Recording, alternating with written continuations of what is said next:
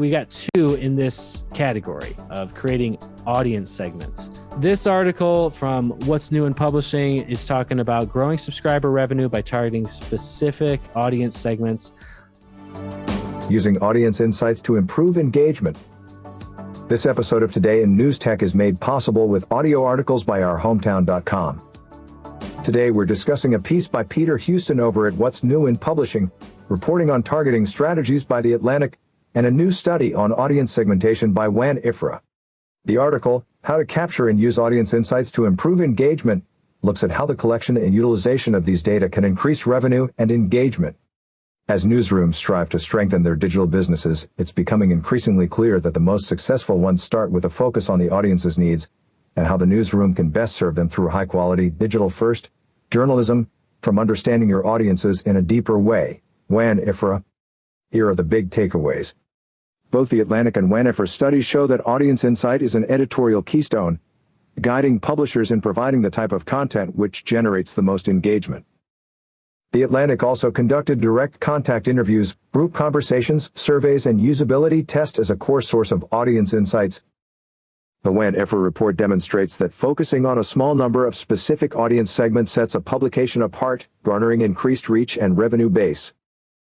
Our Hometown provides detailed analytics, newsletter targeting, and tools requesting reader feedback as part of a complete custom WordPress platform for news publishers. We're talking about some ways that this could actually happen, because a lot of this was done by The Atlantic, which is a huge organization. How do they organize these interviews? How are they funding them? One idea that we were discussing is having the surveys in some type of a live environment, whether it's in person or over Zoom. It just seems like you're going to get more engagement there rather than, right, Chris, you were the one saying this earlier. It makes sense to me, rather than having a poll on the website that's just passively sitting there, or even emailing people directly. You just got to ask yourself, like, what do I do? How many surveys do I answer when they're emailed to me? With a live audience, they're already there. Right. Reason, and so their engagement is already set at a pretty high bar. That's true. You can start tossing in these queries, information queries, into that target audience that's already there and captured by your live event. That's why I think the engagement is higher in those situations. Let's get right down to how a local newspaper on WordPress can segment their audience. Concrete things. Right here, you mentioned one, newsletter targeting. We've got the Today in News Tech newsletter, which is a brand new product, a whole new marketing channel outside of social media. If I go in here and look at automated newsletters, we've got a newsletter going out every week that just pulls the latest articles from the past week and sends them out. So we don't need to take any extra time to do that. We're just publishing every day of the week, and then this goes out on Sunday. But if we look at the 20 newsletters that we've sent at this point, this would be like the main newsletter that you're talking about, Tyler, getting everyone on. And that's your free newsletter sign up that you have on the homepage that sends out teasers every week. The newsletter that everyone that's paying for a subscription automatically gets put on that list. So you've got your active subscribers, expired subscribers, and then your leads, basically the people that have never subscribed, never paid, but they've opted in for the newsletter. So that's got everyone on it. But I think we could drive more engagement if you had that weekly newsletter coming out every Thursday, let's say. Then on Mondays, you introduce a sports. Let's say your most popular category on the website is sports, which you could find in the analytics. And you say, okay, we've got the biggest audience on sports. Let's segment that audience and send them more stuff to get them more engaged. So they can always unsubscribe, but this is an opportunity to engage with them more. So what you would do is look at your stats for your latest newsletter. And then you come in here and go to retargeting. This is just retargeting based on whether the newsletter was opened or not. Let's actually back up and look at clicks. Our newsletter is very small. We've only had a couple clicks each week, but for a newspaper, you probably have hundreds of clicks each week. So you could come in here and segment the list. Looking at your newsletter, you would have a section like this for each link. So you could just look at the links and say, okay, this is a sports article. This is the one sports article in the newsletter. We had this many people click on it. Let's put them on the sports newsletter list. So that's how you would do it. Just go into the stats, go to retargeting, and then choose whatever section you're creating this segment on. In this example, it's sports. You would choose any sports related stories and then reassign people that clicked on those links to the sports newsletter. We don't want to keep sending them the same stuff twice a week. So if they click on it in the weekly newsletter, we don't want to send them the same story next week, but they need to be getting more sports content. That would be the idea behind it. So this is not something you just off the cuff. You kind of have to have the strategy behind it. It's got to have a different vibe. Those two newsletters. One is a general purpose, just news update. And one is this highly targeted category newsletter. Think about the types of stories that are going to show up there, how frequently. Maybe you only do the sports newsletter once a month and it's a bunch of summary articles on what happened. Lots of different ways to approach this. But the bottom line is the more segmenting you can do, the better you're going to have for engagement. Because if you just have one newsletter that treats everyone the same, you might have a decent open rate, but the click rate might start to erode. The way to get that back is to deliver them highly specific content based on their interests. There are other things that we can do. You could create lots of different categories for interests without creating a whole separate newsletter channel. You could still do retargeting sporadically. For example, you could be building an interest list, emails that are interested in sports, saving that list.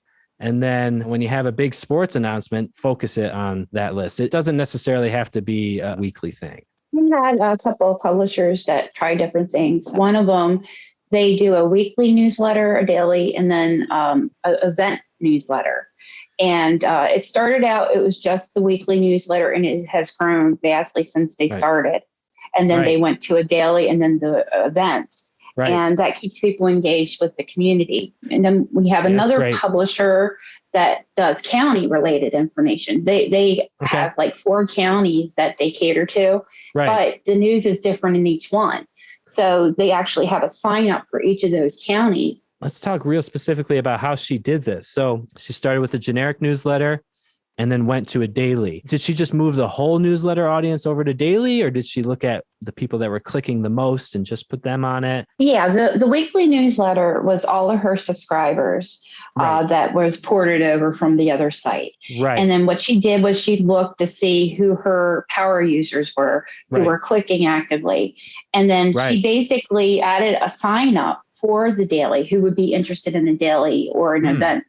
And she collected those emails. So that way she wouldn't have a lot of unsubscribers. Well, I actually heard 2 interesting things there that reminded me of this article a little bit. They talked about self-reporting, giving feedback through surveys, but then also automated reporting where you look at the statistics. It sounds like maybe she didn't actually do this, but you could do it 2 ways. You could have the sign up on your weekly newsletter. You're expanding it to daily, starting weekly.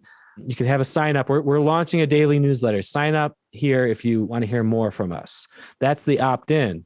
But then you could also just look at the stats and do the retargeting and just see who are the people that are opening and clicking on this newsletter every week. Let's put them on the power users list.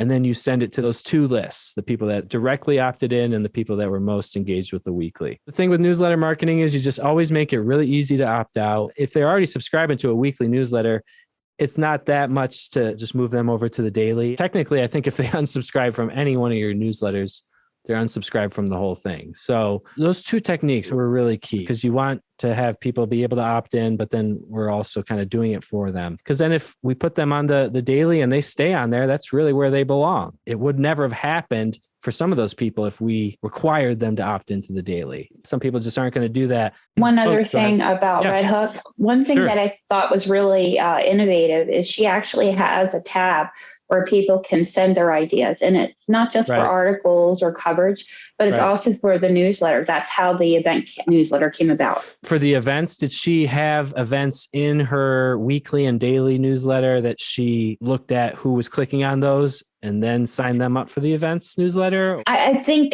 she did do that. The people that were clicking, I think she did move them over, but she also implemented that tab. So that way, if there were people who were looking for other newsletters like government coverage for like the local election schools and the school board and things like that, they can actually request a newsletter just with those articles. She's contemplating that. She actually just recently added obituaries because evidently she got a high request rate for that. I think a forum like this is great to have. I've also seen on the Salt Lake City podcast, they have a phone number where you can just call right from the newsletter. It's like a clickable thing. However, you can do it to make it as easy as possible. You just got to lower that barrier to get any feedback from people. It's kind of a lot to ask, I think, for people to take time out of their day to help you kind of improve your product. Any kind of incentive you can provide, just make it as simple as possible.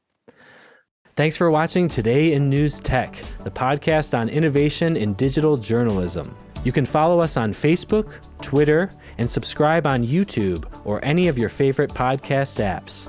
We'll see you tomorrow.